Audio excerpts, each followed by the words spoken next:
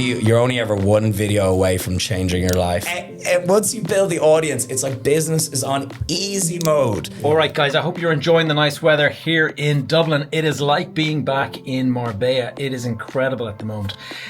Today's video is part 2 of my discussion with Rob Lipsett. Now, I'm really excited to share this one because the first one performed incredibly well, and I had an awful lot of people getting in contact with me saying that they saw it, that it popped up on their YouTube homepage, I think it was. My daughters have watched it. My mother contacted me saying, I just saw your video with Rob Lipsett. So it's incredible how sometimes YouTube can do all the work for you. I'm excited to share this particular one. We're going to get into Rob's advice on building your own personal brand and how that has helped him with his business, helped him to kind of create multiple streams of income. We're going to talk a little bit more about his Villa Lipsett brand, the Marbella villa that he's built, and his idea for actually expanding that beyond Spain into other jurisdictions. And we're also going to ask Rob, what advice would he give to his 18-year-old self? So guys, without further ado, let us get on with this conversation again with Rob Lipsett.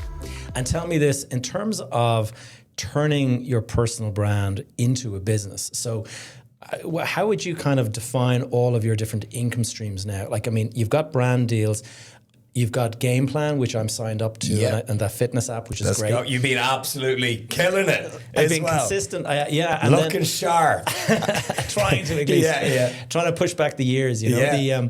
And then you've got your digital Game Plan, which is kind of more for the personal brand, complete content creation, personal brand. Like, how does all of this stuff work in terms of like income streams and stuff like that? Where is your focus in terms of like what's bringing in the money, would you say? Yes. Okay. So this, for anyone who wants to set up a business, this is my best piece of advice. Obviously, I'm a little bit biased because I'm a content creator, but build your audience first and then build your product around your audience, not the other way around.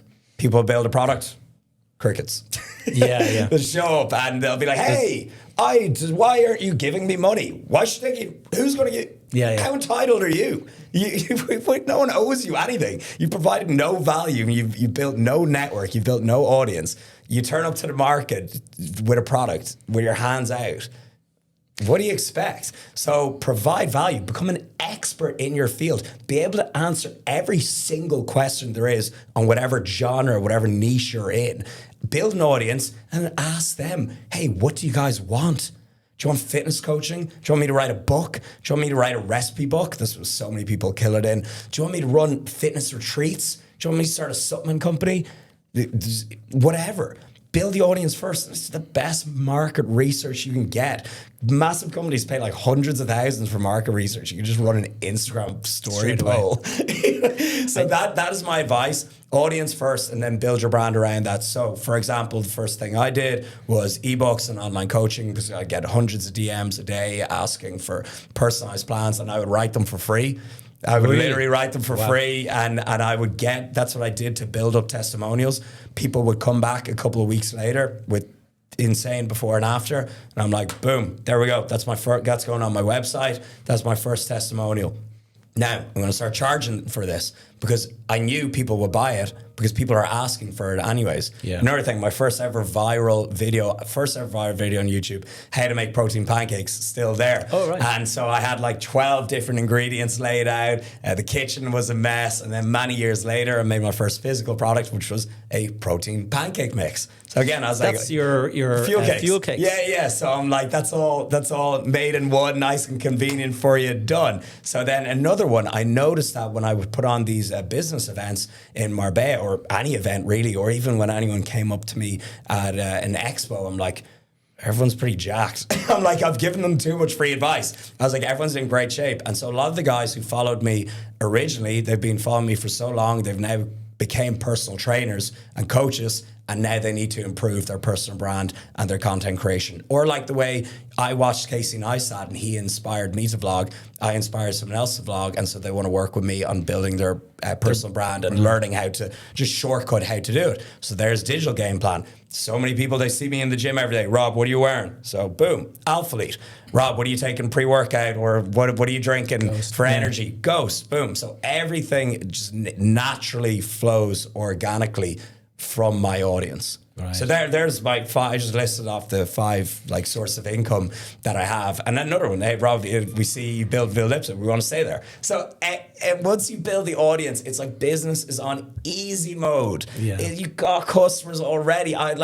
It's just makes things flow so much easier versus doing it the other way around. It's funny, I remember at the Power Scored event that you spoke at, and you said something that really stuck with me, and it was that having a long form video out there on YouTube every now and then, it's basically like having an online billboard. Oh yeah. And so people are constantly kind of seeing you and kind of go, oh, I must buy that, or I must, sign up for that thing or whatever. Yeah. So just a quick one on the Evergreen content on the YouTube billboard thing that I mentioned. There was a video. It was my first ever 20,000 calorie challenge. And I was pretty young at the time. I think I was like, 24, 25 upon making it. And so I did the video. I ate the 20,000 calories. And at the end of it, I was like, hey guys, obviously this isn't how I eat and train. If you want to see how I really eat and train, there's an ebook in the description box. First link, it's €30. Go check it out. And I guarantee you're going to love it. Sold 1,000 copies, which changed my life. I was like, it used to take me 9 hours a day sitting at a desk to earn that amount. And I've done online in a week. And it kept going. And then I did it again in the more recent one I did. I was like, I'm going to giving away all my secrets here. I'm going to put my Alphalete code in it. I'm going to use Ghost at some stage before I go to gym and put that code in it. I'm going to mention the digital game plan. I'm going to mention the fitness game plan. I'm going to have all these. So that video is going to generate tens of thousands without me doing anything forever. With YouTube, the cool thing is, it's like the YouTube pension program. The videos, the videos always get views. They keep building. I've had videos that I've uploaded a year ago, and just they randomly hit the Explore a year later. Whereas other platforms don't do that. Or I had a video. It's called I ate and trained like The Rock. Okay, and it's got hundreds of thousands of views, and I made it. And then a year later, The Rock was in this, I think it was Baywatch or something. He was in this huge movie. So people were searching his diet plan. Yeah. And then that video, boom, skyrocketed. So YouTube is evergreen. That's the word to describe it. Yeah, that's actually something that when you're making a video, you need to think about how evergreen is this going to be. Because I know I've done podcasts that are based on news, and that news is out of date within a couple of weeks. Yes, so you're never going to get. That's why I always recommend uploading as soon as possible. Tell me then, what would your advice be to somebody who is starting out, young guy in school, and is kind of going through similar thoughts to yourself? What are they going to do from a personal brand standpoint? You say. Get the audience, but how do you get the audience unless you have something to talk about? What would you say in that situation? Is it follow your passion or what? I hate, you've probably heard follow your passion so much, but you've heard it because it's true. You gotta, so the guy that doesn't need motivation to talk about the thing he's talking about is going to run laps around the person who's like, oh God, I got to talk about this now. Yeah. Tiger Woods doesn't need motivation to go play golf. You love LeBron James loves just going to play basketball. The person that doesn't rely on motivation. You'd have to motivate me not to go to the gym. You would have to motivate me not to create content. If we're in the gym now, you would have to motivate me to not do those things. So I don't rely on motivation, and the person that doesn't rely on motivation has an unfair advantage over the person that does. So find what you don't need to be motivated to do, and talk about that, because you'll be able to talk about it nonstop forever. Yeah, I can relate to that, all right. Yeah, because all the stuff that I do in the reels and stuff like that. So I have a videographer who doubles up as kind of like a social media kind of manager guy. Nice, good to have them both doing that. It's just super. It's funny. I was making videos, I was putting them up, and they were going nowhere. And then he started, and within a couple of weeks, we hit 100,000 views or something. I remember thinking, how is that? What did you do different? Like, what I've been doing for all these years, but it's the difference between a hook and all that kind of stuff. That's the main thing. So on short form, the hook is it's like 3 seconds. Yeah, it's like the first 3 seconds. On YouTube, the hook is typically like the first 30 seconds to hook the viewer in. But in terms of vertical short form content, it's like instant. And it's not only a verbal hook, you need a visual hook as well. Yeah. I'd say visual is even more important as well. So describe what you mean by that. So a verbal hook would be what you're saying, like, you're not going to believe that what I just found out last week, you know? And create intrigue. Yeah, people are like, come on, out with it. Yeah. And then a visual hook, this sounds kind of vain, but like I'll be there with my physique out, like my top off. And so before I even say anything, people are like, okay, I'm going to listen to the fitness advice. Because he's shredded. Yeah, he is. I want to see how lean he got. And then I'll be like, this is how I eat and train in a day. Or these are the two I've coached. This is actually what I'm doing at the moment. I was like, I've coached thousands of people. I've been a fitness coach for 10 years. These are 2 biggest mistakes I've seen people make. You know, and then and I'll actually tell you the answer is one is people eat too much healthy food and they ignore calories. Like people eat steak, eggs, oats, potatoes, like really nutrient dense foods. They just eat too much of them. Like they're like my favorite foods, and they just won't get lean. And then the other one is people worrying about timing. So people thinking they need the post-workout anabolic window, they think they eat 6 times a day, or people think they need an intermittent fast, or they think they need to eat breakfast. Just as soon as you wake up to the moment you go to sleep, just focus on your total calories and macros for that day. And you can split them up however you like. If you prefer 3 large meals a day or 6 small ones a day, whatever allows you to be consistent, that is the main thing. But people freak out and they worry and they stress over timing. Overthink about timing, and they think they need to be perfect. And it's really not important because there's a constant overlap of nutrients in our digestive system. Like if you eat like a big, massive steak, you're only actually digesting it 24 hours later.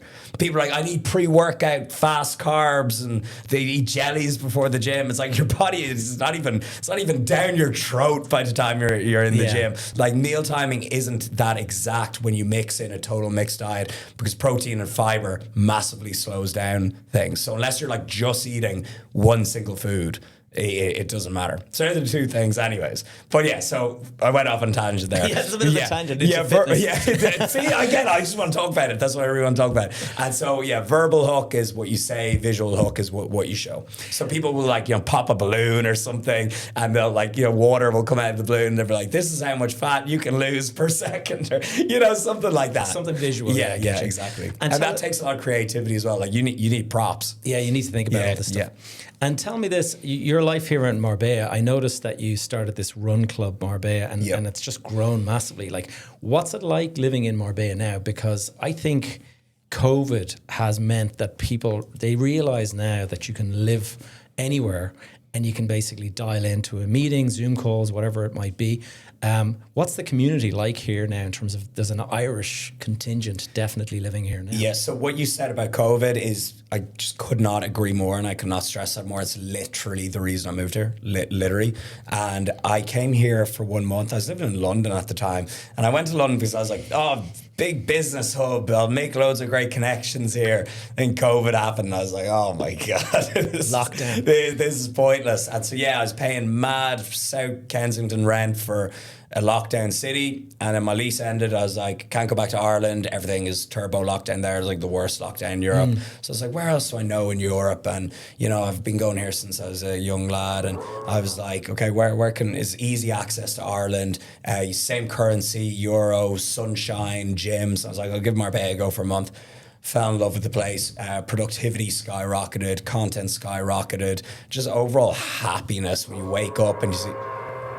They decided to drill. All right, the drilling has stopped. So we're talking about why Marbella. Moved over because of COVID, fell in love with the lifestyle. Came here for 1 month, productivity skyrocketed, overall happiness skyrocketed, content skyrocketed, everything was just better. And easy and seamless to move if you're from an EU country Yeah. like Ireland. The Brits have it much harder since Brexit. You know, they have to do loads of paperwork and everything. And so that's why there's a big Irish contingency here. And a lot of the people, I'm not saying I got everyone to move here, but a lot of my friends in the fitness industry saw me here and they're like, oh, I'm going to go give it a shot. They obviously fell in love with it. Like the fitness scene here is, I think it's the best. Yeah. It's best in Europe without a doubt, you know. I see all the gyms and stuff like that. I mean, this place and then you're in the other place, paddle a lot. And Yeah, stuff like that. yeah. There's 5 like mega gyms within minutes of each other, so it's absolutely. I don't know anywhere else in Europe like that, and they're all outdoor, trees, sunshine, you're lifting weights in the sun. Like it's What more can you ask It's for? really, it's like you know being in California, really. But you're 2.5 hours from Dublin, so it's crazy. And then the run club. I started that every Sunday morning. I was like, okay, I need something to keep me disciplined on a Saturday night and something to make me run because I was trying to get into running because I was terrible at running. I couldn't run 5K. And so I was, And really. you're flying now. Yeah, I see now. your times are Yeah. 26 or something like that. 22. 22 even. Wow, isn't that Yeah. And I did a half marathon in 1 hour 40. That was a great time. Yeah, I'm delighted. It was the first one as well, so I'd like to improve on that. So I was like, I need something to keep me accountable. And my best piece of advice for running is do it with people. Yeah. It's just Makes it a lot easier. You don't even notice it. You know, you're just chatting. You don't even. I've notice done it. 5 marathons in my time. The full Nice. Yeah. And I did the Ironman. What? You did an Ironman? Well, I didn't do the full. I did the 70, still, 30, whatever. Still super hard. There's one of them here in Malaga and Marbella. But yeah, so started that and it started just like me and 6 Irish lads going for a run on Sunday. 6 became 12, became 24, became 48, and now like 150 people show up year round, like not even Every just Sunday? every single Wow, Sunday that's at 10 a.m.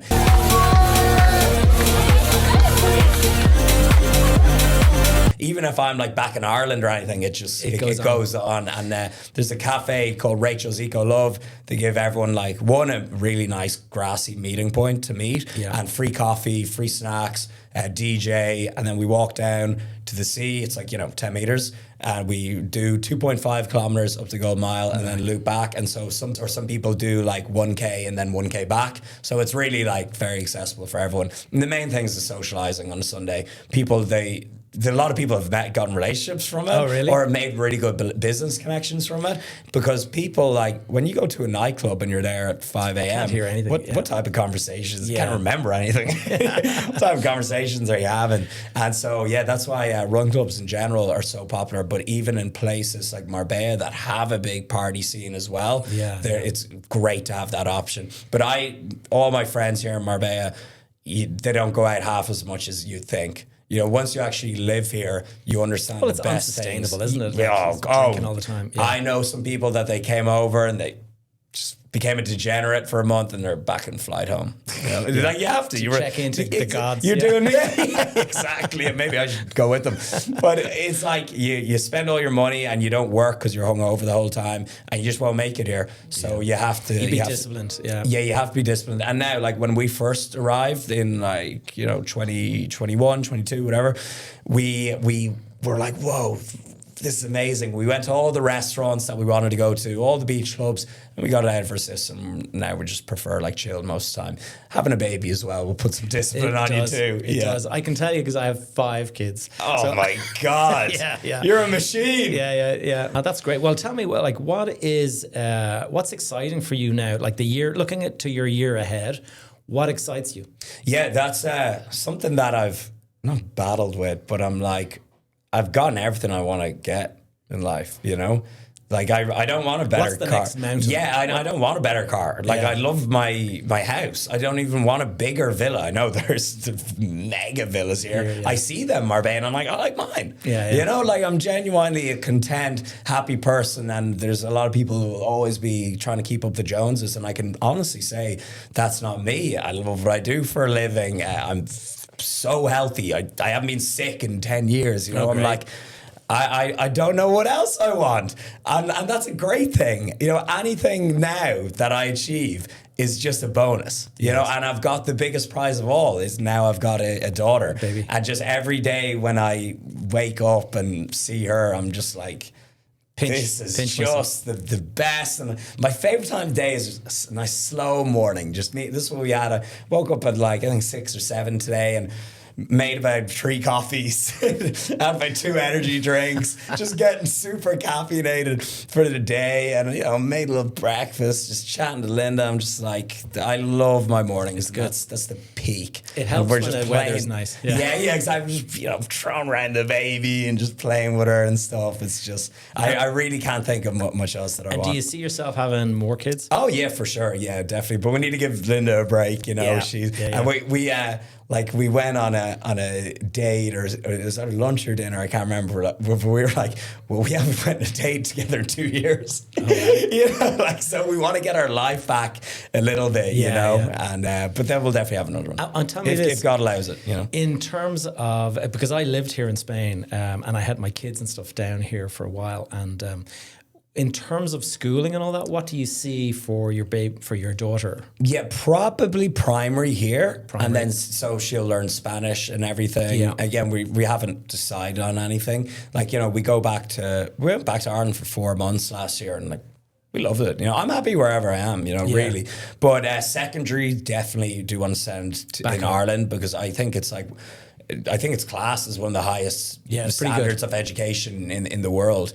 And so, we'd like to send her to secondary in Ireland. But again, that's like a decade away. It's a bit away. Yeah, but the good thing is if she's fluent in Spanish, which she will be, that's like the Leaving Cert is just got 100 points easier. It's funny you say that, because 2 of my daughters have now finished their Leaving Cert and stuff, and both of them got A's in Spanish. Yeah, there you go. The life here helped a lot. You know? Yeah, brilliant. And in terms of tell us about your mastermind that you've organized for like next month or something like that. Yes, so I've been doing. First of all, I'm not a big fan of the word mastermind. It's up there. It's up there with influencer. Yeah, you know, it's like mastermind. I must remember that. Yeah. No, but that's what it's called. It's literally called Marbella-mastermind.com. But like, I'm like, should I call it the Marbella Summit, Marbella Business Summit? Look, it's a mastermind, right? But anyways, so I've been doing these since 2017. Started off in Dublin. Yeah, I did. Wow. The last one I did in Dublin was in the RDS. And so the concept is very simple. I would just watch so much TED Talks, and I'd watch some seminars on YouTube. Again, YouTube is my source of my whole life. So be it inspiration or anything, on YouTube. And so I watched so much talks and podcasts myself. I'm like, I want to put on one of these. And so I'm going to grab my 10 most successful friends. I'm going to rent out a venue. I'm going to put food and drinks and everything in there. I'm going to sell tickets. And funny enough, when I tried to do it, the first one I ever did was like a first seminar I ever tried to do was on my own. I charged €50 for a ticket. And I was like, it's just me. It was in Raw Gym or something. No one bought a ticket. No way. Oh. No one bought a ticket. And I ended up like, I canceled the event because I thought there'd be no interest. But then closer to the time, a lot of people started messaging me, being like, hey, when is it? And so it just goes to show you, the lesson there is like, if things aren't going perfectly, stay the course. Stay the course. That event actually, in hindsight, would have I don't know if it's sold out, but it would have been profitable. It would have done well if I just didn't freak out and have anxiety. But it's easy to understand because you've booked a venue. You're going to have to pay for it whether nobody shows up. It's or a not. risk. It's a risk. But anyways, that was my first ever experience putting on an event, and I didn't quit. I kept going. But now, anyways, they always sell out. They always do extremely well. And I'll just get my 10 most successful friends, put them in a room, give them a mic, and essentially have like a 10 or even 10 1 hour, like 5 1 hour, whatever. It's usually 9 to 5. I'll just have a load of podcasts during the day and just drop value, and the crowd will vibe with that as well. Just like in Powers Court, everyone will network, so have a good day. They give a bit of a talk. And exactly. But the days around are fantastic as well. So Friday night, meet in Villa Lipsett.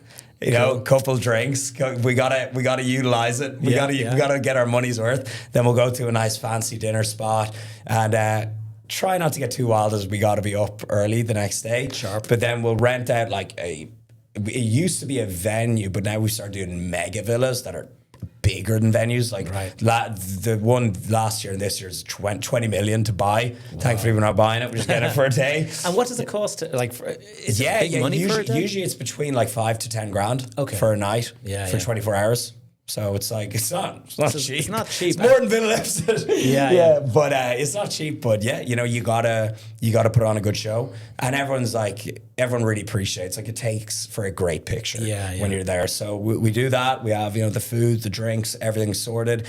Then we'll always have something to do on Saturday night, but people can relax and chill out as well. Sunday in the morning, we're up at the Run Club. Yeah. Sea swim, and then also an optional day pass for everyone in here in Elements as well. Okay. So yeah, usually a good few go, and we'll do some challenges. Like last year, I gave like loads of ghost products to whoever could do like the longest plank or the most push-ups. I saw that actually. Yeah. Go, this is insane. 5, nearly 6.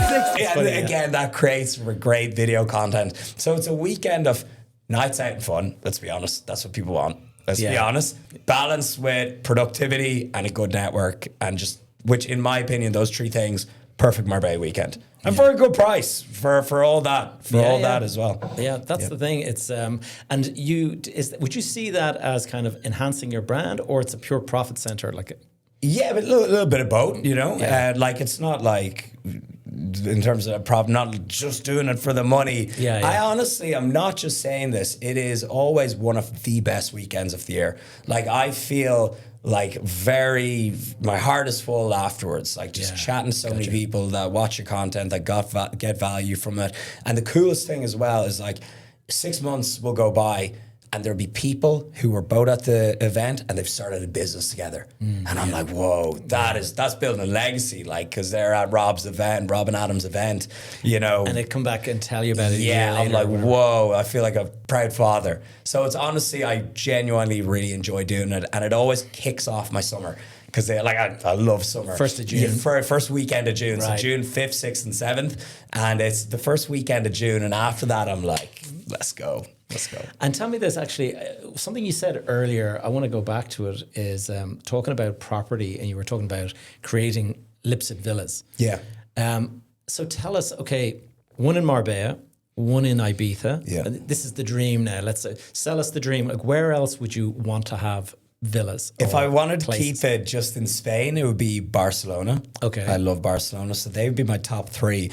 But if you were to ask, like, me personally, a dream setup, this is what I used to say before the conflict in Dubai. So I'm not Yeah, doing, of we'll course. see how it Dubai goes. would have been one. Dubai I would have loved to have. Obviously, Marbella got that. Dublin. Like, I still really want to get a property in Dublin. Like, it's so hard. It's expensive. And you just feel like you're paying so much for so little. It's a hard sell. It's a hard sell. But then I'm from Dublin. Like, I love Dublin. I can't not love Dublin.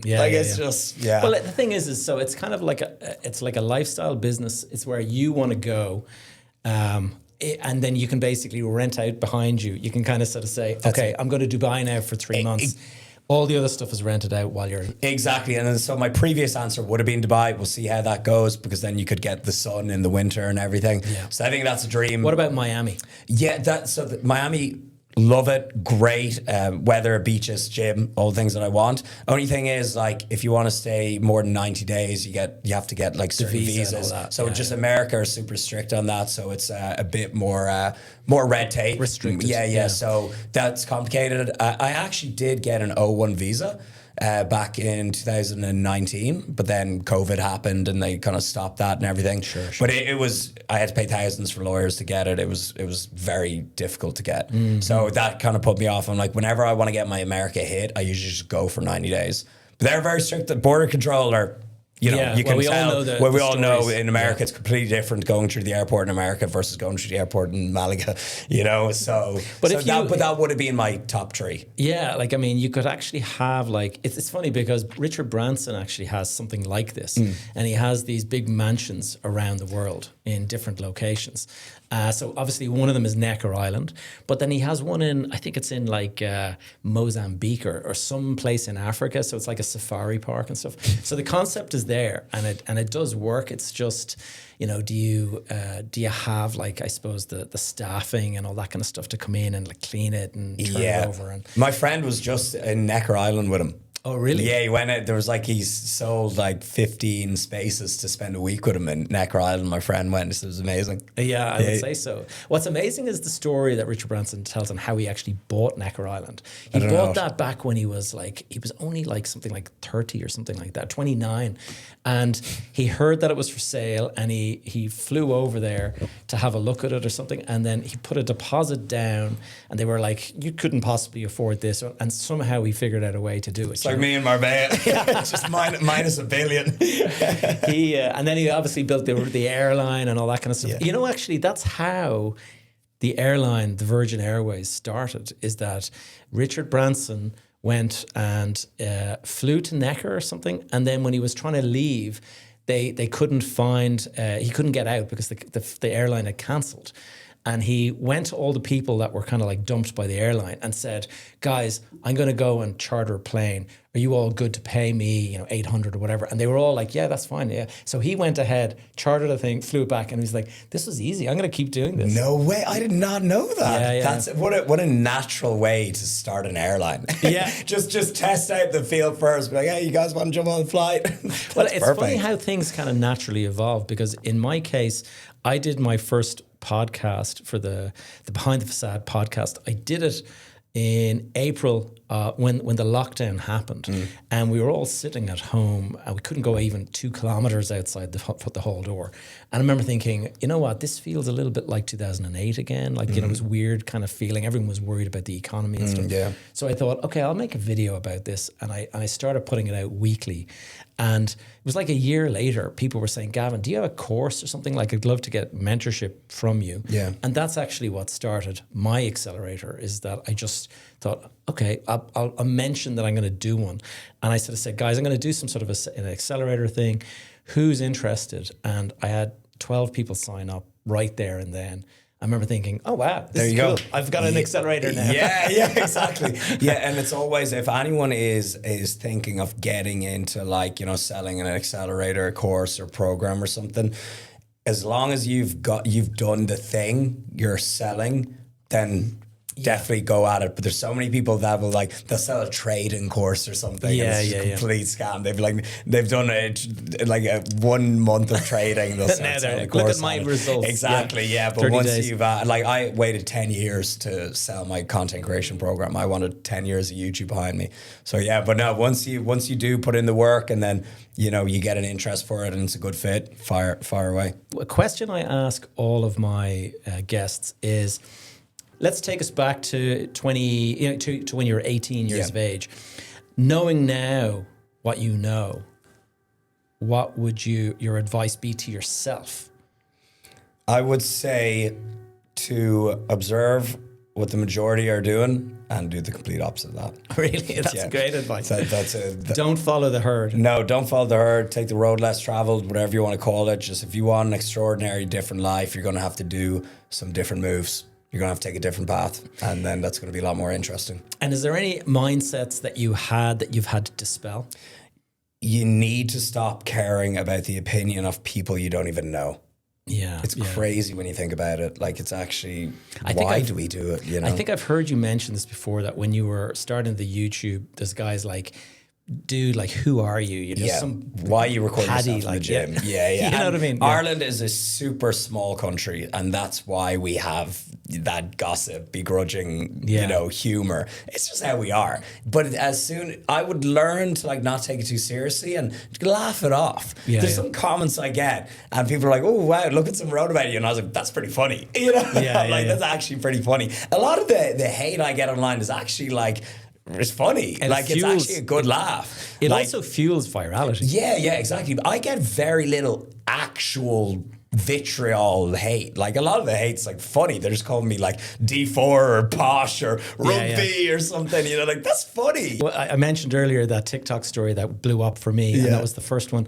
The reason it blew up is because 50% of the comments were positive, and 50% were so negative, and they were like, "You wanker," and all this kind of stuff. It's if you want to grow fast, you got to be polarizing. Yeah, it's just and you have to have a thick skin. If you're too thick skin, if you're too vanilla, why would you listen? It's not going to stop the scroll. Yeah, I get you. Yeah. Rob, I think we've answered all the questions. It's been a huge pleasure to have you on the podcast, and looking forward to checking in with you a bit more. And I might sign up for your digital game plan. Dude, get you the full game plan, the ecosphere. The ecosphere, yeah, exactly. Guys, I hope you enjoyed that conversation with Rob Lipsett.